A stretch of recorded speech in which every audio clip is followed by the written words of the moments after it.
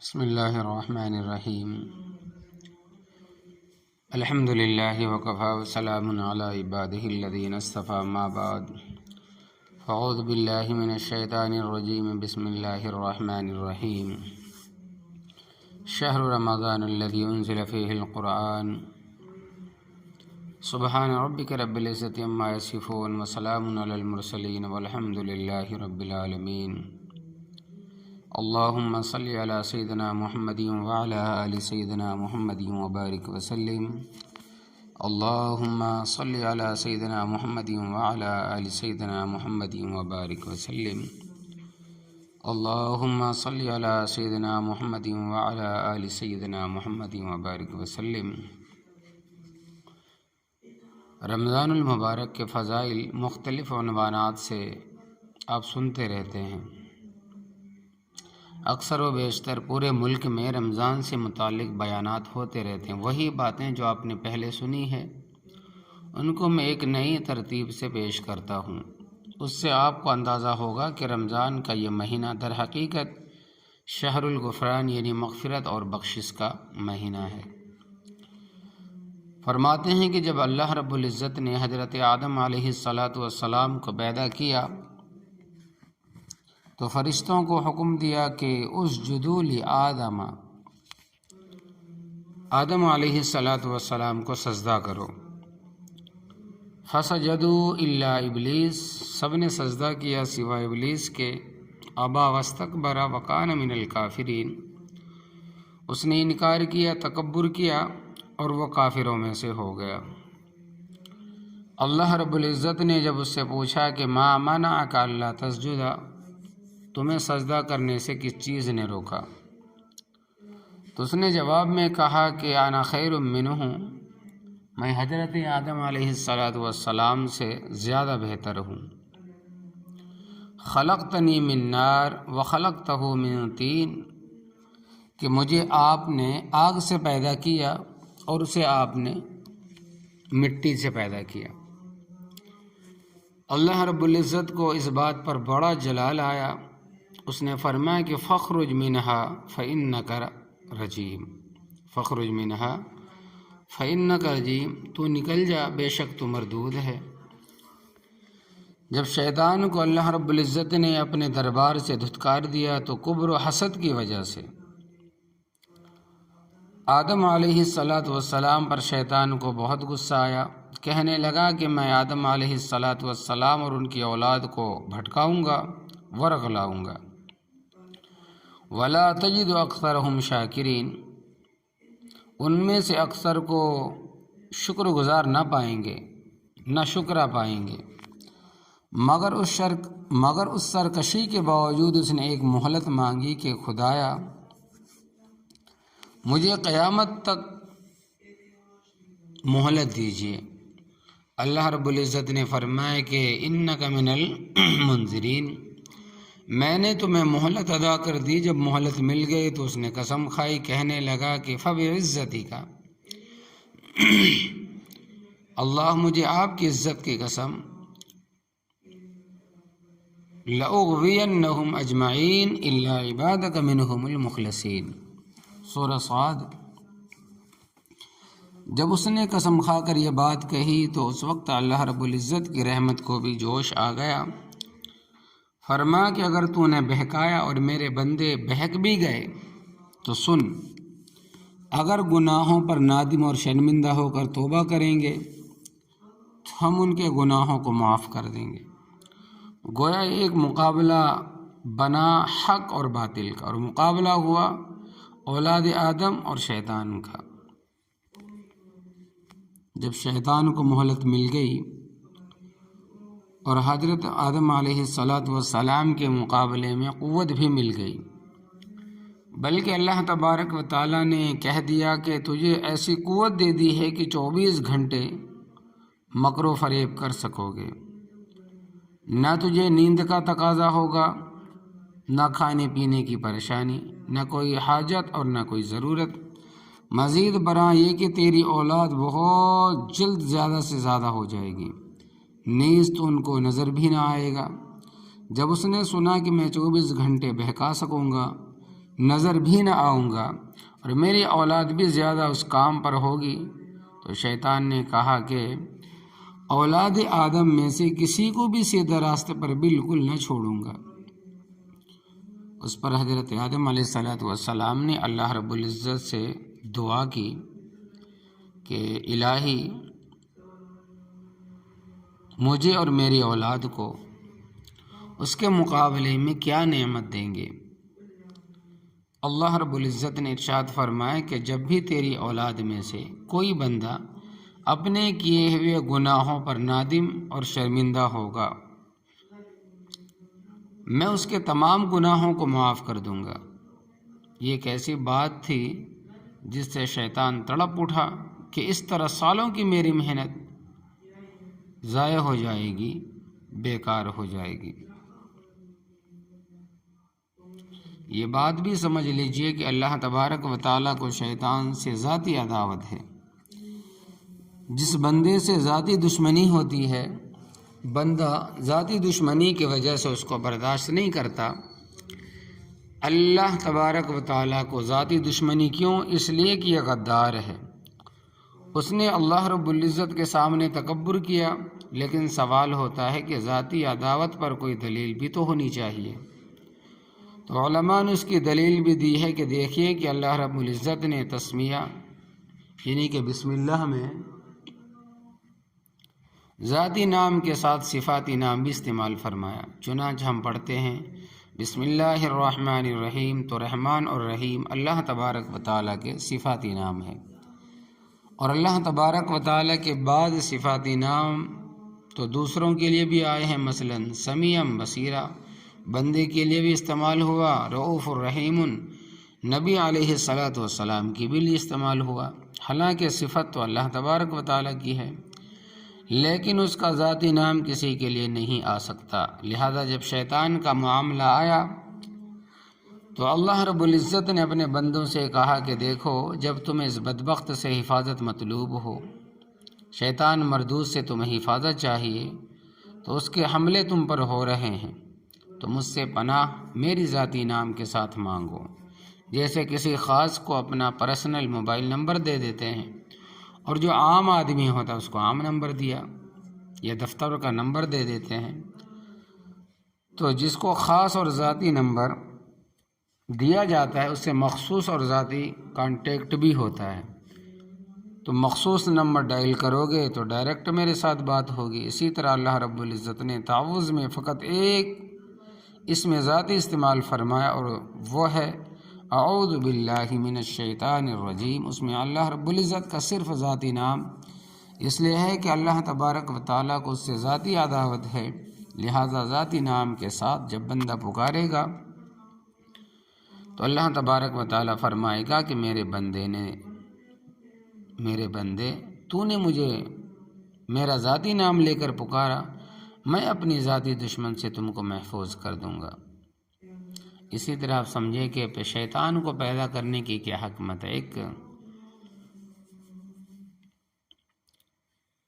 سوالانہ لفظ ہے، یہاں ایک طالب علم کا علمانہ سوال ہے، یہاں ایک طالب علمانہ سوال ہے کہ جب اللہ تبارک و تعالیٰ کو ذاتی عداوت ہے تو شیطان کو پیدا ہی نہ کرتے، شیطان کو بنانے کا کیا فائدہ؟ خواہ مخواہ بندے کو ورگلاتا اور اللہ تبارک و تعالیٰ کا نافرمان بناتا ہے، خود تو بدبخت بنا ہی ہے اور اولاد آدم کے پیچھے بھی پڑا ہوا ہے، تو اس کے پیدا کرنے میں کیا فائدہ؟ اللہ تبارک و تعالیٰ نے اس میں بھی فائدہ دکھلا دیا۔ اللہ فرماتے ہیں کہ اللہ تبارک و تعالیٰ جزائے خیر دے علماء کرام کو کہ قدم قدم پہ انہوں نے ہماری رہنمائی فرمائی۔ ایک مثال سے سمجھیے کہ جس ماں کا بیٹا بگڑ جاتا ہے تو ماں اپنے بیٹے پر الزام رکھنے کے بجائے پہلے اس کے دوست پر الزام رکھتی ہے کہ فلاں اس کا دوست ہے، اس کی صحبت اچھی نہیں ہے، اس نے اس کو بگاڑ دیا، خراب کر دیا، ورنہ میرا بیٹا تو بڑا اچھا ہے، برے کام کی نیت تو اس کی نہیں تھی، مگر فلاں کے ساتھ رہنے کی وجہ سے کر گزرا۔ تو محبت کی بنا پر کہنے لگتی ہے کہ فلاں بہت بدبخت ہے، بہت ہی شقی ہے، اس نے میرے بیٹے کو خراب کر دیا، میرا بیٹا تو ایسا نہیں تھا۔ اسی طرح سمجھے کہ اسی طرح بیوی کو خاوند سے محبت ہوتی ہے، لیکن جب خاوند کی شرارتوں سے تنگ ہوتی ہے تو اس وقت بھی تذکرہ کرتے ہوئے خاوند کو بچاتی کہ بندہ دل کا تو بڑا اچھا ہے، یعنی میرا جو شوہر ہے دل کا بڑا اچھا ہے، بس اس کے دوست گلے پڑ گئے، اس نے اس کو برباد کیا ہوا ہے۔ دیکھیے اس نے خاوند کو بچا لیا اور سارا بوجھ اس کے دوست کے سر ڈال دیا۔ یہاں بھی معاملہ ایسا ہی ہے کہ دنیا میں جب بھی بندہ کوئی گناہ کرتا ہے تو اللہ رب العزت کے چونکہ بندے کے ساتھ محبت ہے، ایمان والوں سے اللہ تبارک و تعالیٰ کو ذاتی محبت اور شیطان سے ذاتی عداوت ہے، اس کے باوجود جب بھی کوئی مومن شیطان کے پنجے میں آ کر کوئی گناہ کرتا ہے تو اللہ تبارک و تعالیٰ اس بندے کے بجائے سارا بوجھ شیطان کے سر پہ ڈال دیتا ہے۔ مثلا سنیے، قرآن عظیم الشان میں فرماتے ہیں کہ من بعد ان نزغ الشیطان، شیطان کے سر بات ڈال دی۔ دوسری جگہ فرمائے کہ فانساہ الشیطان، شیطان نے اس کو بھلا دیا، حالانکہ بھولے تو آدم علیہ السلام تھے، بھولنے کو شیطان کی طرف منسوب کر دیا۔ ایک جگہ ارشاد فرمایا کہ فأزلہما الشیطان، شیطان نے ان دونوں کو بھٹکا دیا۔ تو جنت کا دانہ حضرت آدم علیہ السلام اور حوا نے کھایا، لیکن جب تذکرہ کیا تو شیطان کی طرف نسبت کر دی۔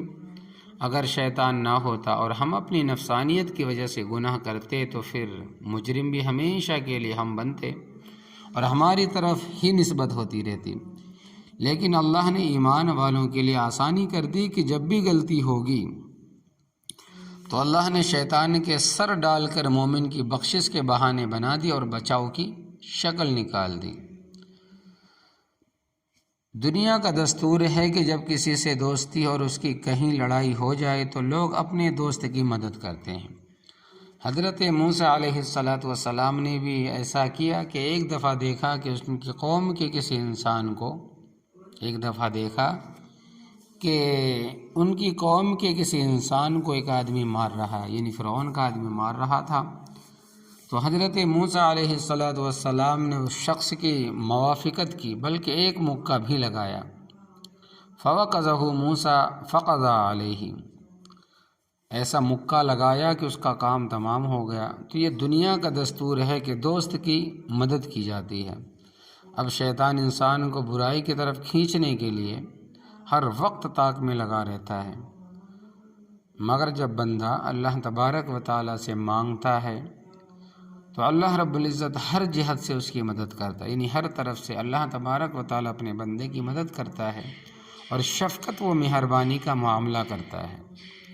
چنانچہ اس کی مدد اور مہربانی ہی تو ہے کہ ان کے لیے بخشش کے بہانے بنا دیتا ہے۔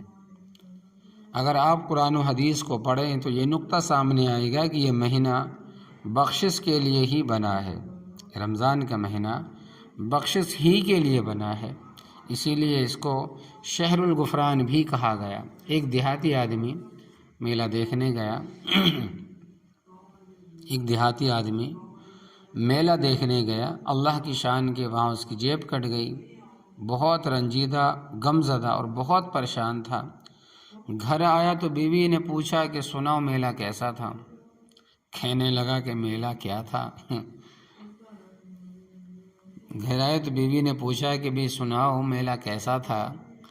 تو شوہر صاحب کہنے لگے کہ میلہ کیا تھا، لوگوں نے میری جیب کاٹنے کے لیے میلہ لگایا تھا۔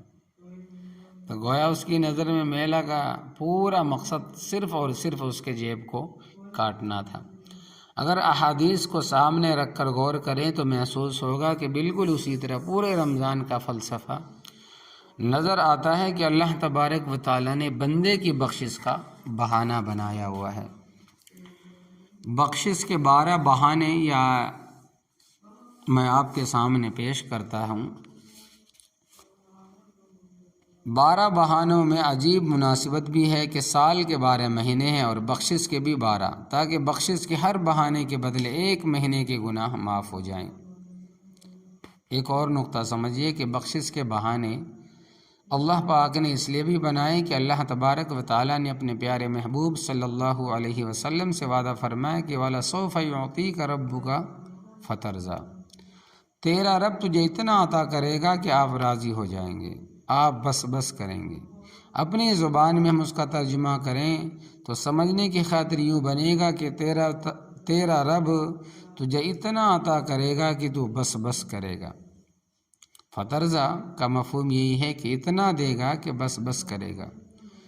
اللہ رب العزت کے محبوب صلی اللہ علیہ وسلم تو نہیں چاہتے کہ ایک امتی بھی جہنم میں جائے، بلکہ آپ کی خوشی اور رضا اسی میں ہے کہ قیامت کے دن ساری امت کو بخش دیا جائے۔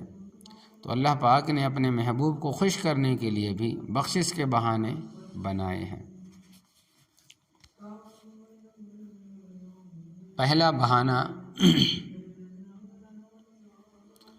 ایک کرنی تھی مغفرت تو بہانے بنا دیے، کرنی تھی مغفرت تو بہانے بنا دیے، جنت میں ان کے ٹھکانے بنا دیے۔ اب دیکھیں کہ مغفرت کے 12 بہانے کیا کیا ہے۔ پہلا بہانہ، جب رمضان المبارک آتا ہے تو اللہ تبارک و تعالیٰ جبرائیل علیہ السلام کو بھیجتے ہیں کہ تم فرشتوں کے ساتھ جا کر سرکش شیاطین قید کر لو، تاکہ میرے محبوب کی امت کے روزوں کو خراب نہ کریں۔ تو سرکش شیاطین کو اللہ تبارک و تعالیٰ نے بندھوا دیا۔ ہوتا بھی یہی ہے کہ جب کسی کا دوست کسی سے لڑ رہا ہو تو اس کے دشمن کے ہاتھ پکڑ کے اس کو مرواتے ہیں۔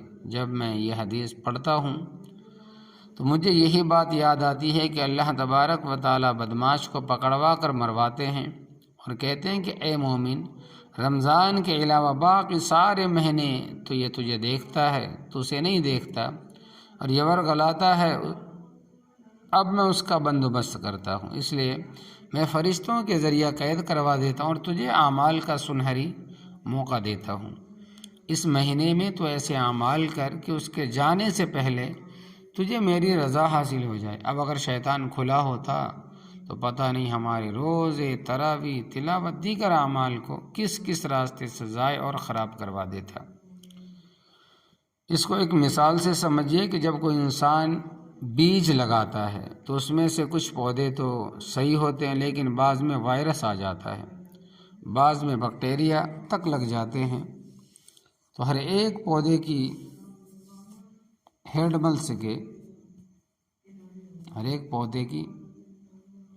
مل سکے اللہ رب العزت نے شیطان کو قید کر دیا۔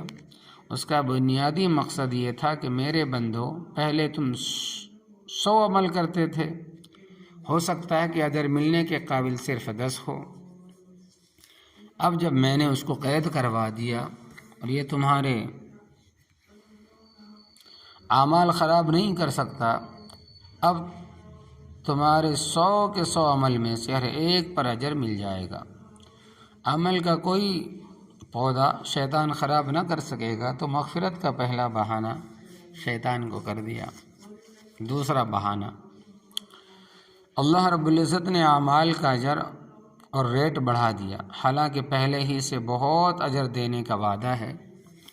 چنانچہ عام حالات میں ثواب کا دستور کہ مَا جَاءَ بِالْحَسَنَةِ فَلَهُ عَشْرُ أَمْثَالِهَا، کہ ایک نیکی کرو گے تو 10 اجر ملے گا، اور اگر تم مزید اخلاص کے ساتھ کرو گے، بہت زیادہ اخلاص کے ساتھ کرو گے، تو اس نیکی کی مثال کَمَثَلِ حَبَّةٍ أَنبَتَتْ 7 سَنَابِلَ فِي كُلِّ سُنبُلَةٍ 100 حَبَّةٍ، ایک دانہ کی طرح ہے جس نے 7 بالی نکالی اور ہر بالی میں 100 دانے نکلے، تو 700 دانہ بن گئے۔ اسی طرح ایک عمل کے اجر کو 700 گنا کر کے دیں گے۔ نبی کریم صلی اللہ علیہ وسلم نے دعا مانگی کہ اللہ میری امت کے اعمال کا اجر اور کر دیجئے۔ فرمایا کہ انما یوفی الصابرون اجرہم بغیر حساب، میں تو بے حساب اجر بڑھا دوں گا۔ تو اللہ تبارک و تعالیٰ کی طرف سے پہلے سے بہت اجر کا وعدہ ہے، لیکن رمضان میں اجر اور بھی بڑھا دیا۔ فرمایا نفل پڑھے گا تو فرض کے برابر اجر دیں گے، فرض پڑھے گا تو 70 گنا اجر بڑھا دیں گے۔ ایک حدیث کے مطابق جو شخص صحیح آداب کے ساتھ اعتکاف کرتا ہے، ایک شخص صحیح آداب و رعایت کے ساتھ اعتکاف میں بیٹھتا ہے، اللہ تبارک و تعالیٰ اعتکاف کرتا ہے تو اللہ تبارک و تعالیٰ 2 حج اور 2 عمرے کا ثواب عطا کرتا ہے۔ تو اعتکاف پر اللہ تبارک و تعالیٰ نے اجر اس قدر بڑھا دیا تاکہ میرے بندے کا عمل تھوڑا ہو اور پھر بھی ہم اس کے نامہ اعمال میں اجر بہت سارا کر دیں۔ تیسرا بہانہ بوقت افطاری دعا کا قبول ہونا ہے، یعنی میرے بندو جب تم روزہ رکھو گے تو افطاری کے وقت ہم تمہاری دعا کو قبول کریں گے۔ اب ذرا اس کی حقیقت کو سنیے۔ فرض کریں گھر میں بجلی کا کوئی بلب لگانا ہو تو ہم الیکٹریشین کو لاتے ہیں اور پہلے ہم طے کرتے ہیں کہ کتنے پیسے لوگے۔ طے اس لیے کرتے ہیں کہ وہ کہیں کہ ہم سے زیادہ نہ مانگ لیں، اور ہم زیادہ دے نہیں سکتے، لیکن جن کے پاس مال بہت زیادہ ہوتا ہے وہ پہلے مزدور سے مزدوری طے نہیں کرتے بلکہ کام کرنے والے کو بلا کر کام کراتے ہیں، جتنا مانگتا ہے دے دیتے ہیں۔ تو معلوم ہوا کہ عام آدمی مزدوری طے کرتا ہے اور امیر آدمی کہتا ہے کہ جتنا مانگے گا دیں گے۔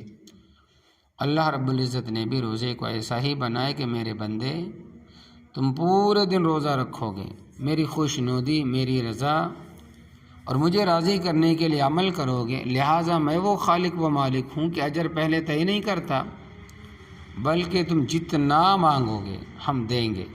لہٰذا بوقت افطار یعنی افطاری کے وقت تمہاری دعا قبول کریں گے۔ اس وقت روزے پر جتنی مزدوری مانگو گے تمہاری چاہت کے مطابق تمہاری مزدوری کو عطا کر دوں گا۔ اب یہ کوئی چھوٹی سی بات نہیں ہے کہ افطار کے وقت دعا قبول ہو جائے، کیونکہ اس کا مطلب تو یہ ہوا کہ اللہ رب العزت نے ہمیں 30 چیک بک دے دیے، جیسے کسی کو بلیک چیک بک دے دیتے ہیں کہ جتنی ضرورت ہو اس پر لکھ کر کیش کروا لینا۔ اللہ تبارک و تعالیٰ نے ہمیں بھی 30 دعاؤں کے بلیک چیک دے دیے۔ ہم اس پر پختہ یقین رکھنا چاہیے، اور کیوں نہ ہم اس پر یقین کریں، جبکہ ہمارا حال یہ ہے کہ ہم کسی کو اللہ تبارک و تعالیٰ کا بڑا ولی، بزرگ اور نیک سمجھتے ہیں، وہ کسی دن ہمیں یہ کہہ دے کہ آج قبولیت دعا کا وقت ہے، دعا مانگو، تو دعا مانگنے کی کیفیت ہماری کیا ہوگی؟ رو کر رو رہے ہوں گے، دعا کر رہے ہوں گے، عاجزی کر رہے ہوں گے، دل لگا کر مانگ رہے ہوں گے، اس وقت کسی سے بات بھی نہیں کریں گے، لمبی دعا مانگیں گے۔ کوئی پوچھے گا کہ بھائی کیا بات، تو جواب دیں گے کہ فلاں بزرگ نے بتلایا کہ قبولیت دعا کا وقت ہے۔ اب سوچئے ایک ولی کے کہنے پر ہم ایسی دعا مانگے، اور یہاں تو ولیوں کے سردار سید الاولین والآخرین صلی اللہ علیہ وسلم ارشاد فرماتے ہیں کہ روزہ دار آدمی افطار کے وقت جو دعا مانگتا ہے اللہ تبارک و تعالیٰ اس کی دعا قبول کرتا ہے۔ لہٰذا ہمیں تو پختہ یقین کے ساتھ خوب رو کر ٹوٹ کر خدا تعالیٰ سے دعا کرنی چاہیے۔ سچی بات تو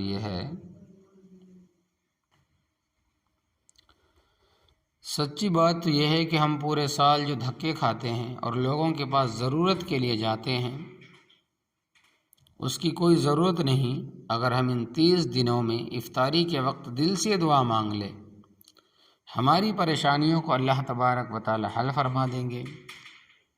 لیکن اس قیمتی موقع کو ہم ضائع کر دیتے ہیں۔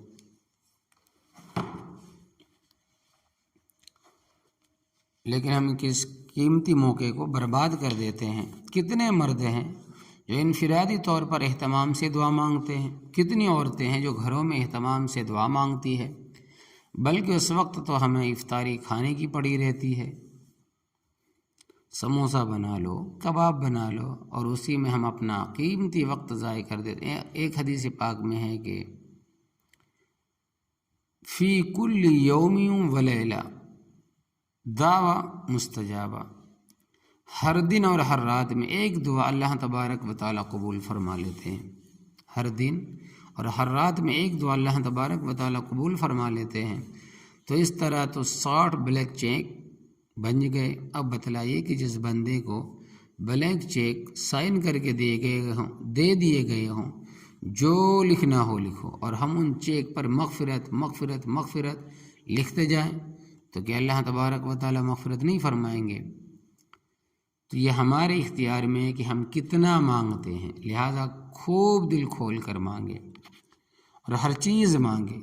اچھا، بعض لوگوں کو دیکھا کہ دعا مانگتے ہوئے ان کی زبان چھوٹی ہو جاتی ہے، کہتے ہیں کہ مانگنے کو دل نہیں کرتا۔ یہ اعمال کی خباثت اور گناہوں کی نحوست ہوتی ہے کہ دعا مانگنے کو جی نہیں چاہتا، اور اگر ہم مانگتے بھی ہیں تو کنڈیشنل مانگتے ہیں۔ کسی کے دعا بھی دیں گے تو مختصر، کیا اللہ تبارک و تعالیٰ کے خزانے میں کوئی کمی ہے کہ تم سے لے کر اس کو دے دے گا؟ تمہارے دیے بغیر بھی اس کو دے سکتا ہے۔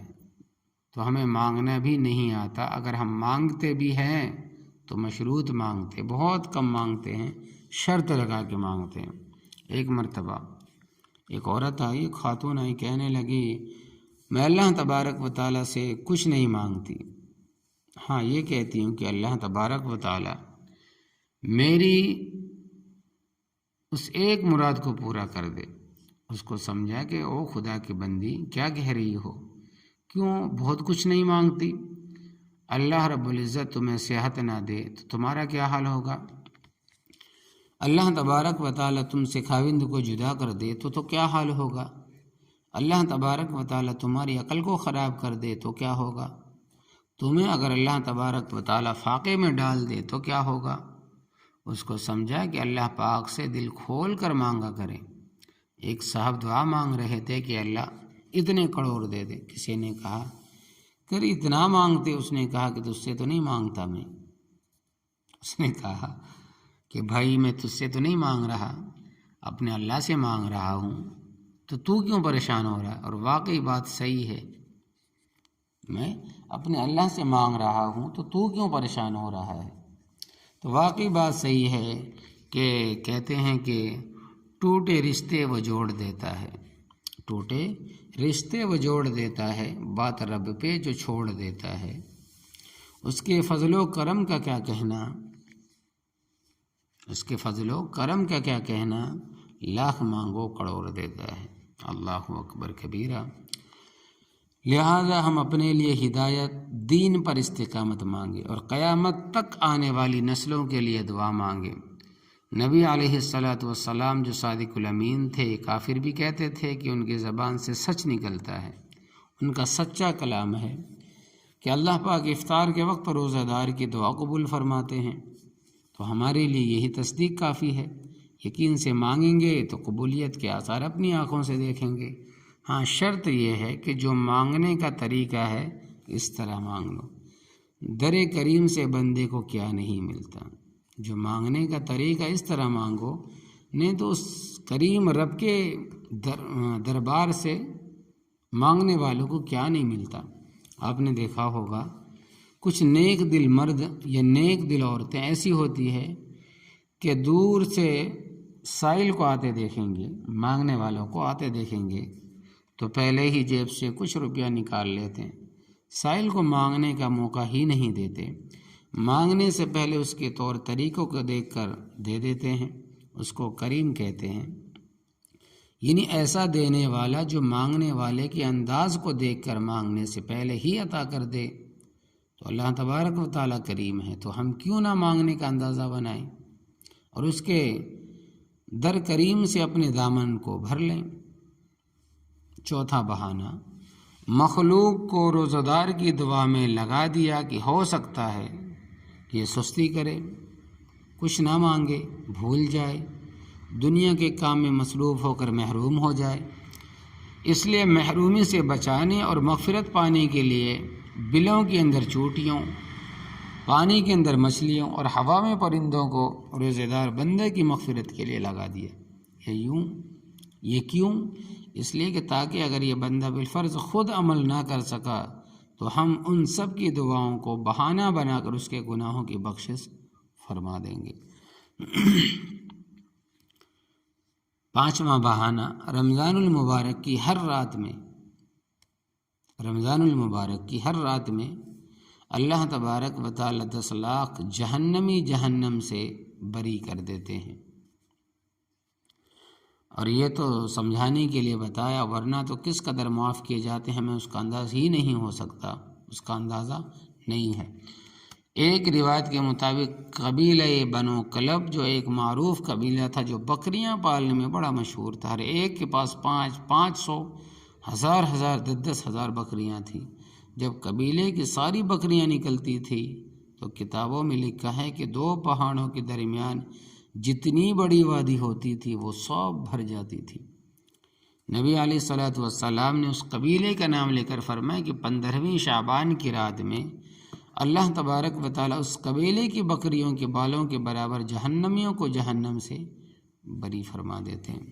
تو اتنی بڑی مقدار میں مغفرت کے اعلان کا مقصد یہ ہے کہ یقین رہے کہ مغفرت کے لیے اذن عام ہے، لہذا اگر تھوڑی سی کوشش کریں گے تو ہمارے لیے بہت آسانی ہو جائے گی۔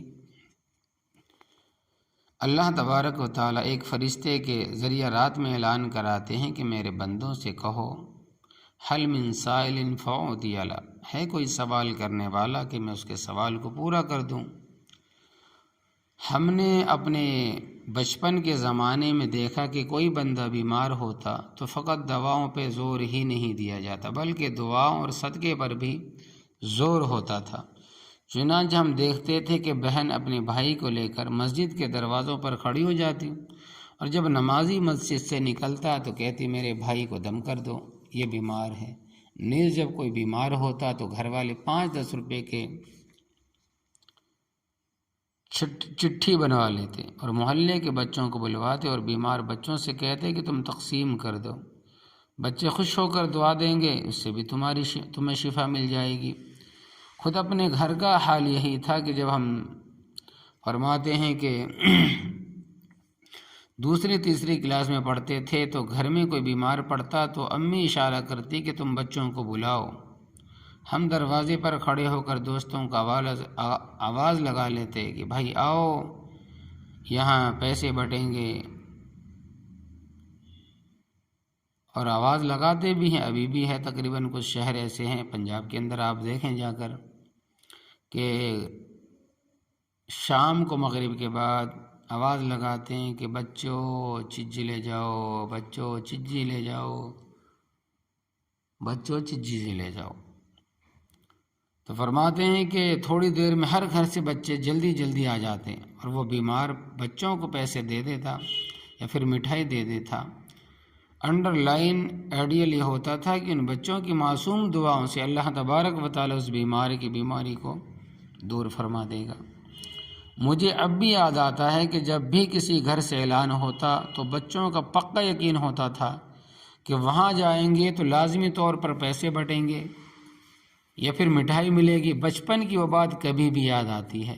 گھر والے اپنے اعلان کی لاج رکھتے تھے، تو اللہ رب العزت جب فرشتوں کے ذریعہ رمضان المبارک کی ہر رات میں بھی اعلان کرواتے ہیں کہ حل من سائل فأعطی له، ہے کوئی مانگنے والا کہ میں اس کو عطا کر دوں، تو یقیناً جو آدمی مانگے گا اللہ رب العزت اپنے اعلان کی لاج رکھ کر اس کی دعا کو ضرور قبول کریں گے۔ ہم تو مائل بکرم کوئی سائل ہی نہیں، ہم تو مائل بکرم ہیں، کوئی سائل ہی نہیں، راہ دکھلائیں کسے راہ روا منزل ہی نہیں۔ چھٹا بہانہ، ایک ایسی بھی رات ادا کرتی جو 1000 مہینوں سے بہتر رات ہے۔ 1000 مہینوں کے تقریباً 83 سال بنتے ہیں۔ اب دیکھیں کہ آج کل لوگوں کی عمر اکثر و بیشتر 80 سال تو نہیں ہوتے، اکثر لوگ 83 سے پہلے ہی چلے جاتے ہیں۔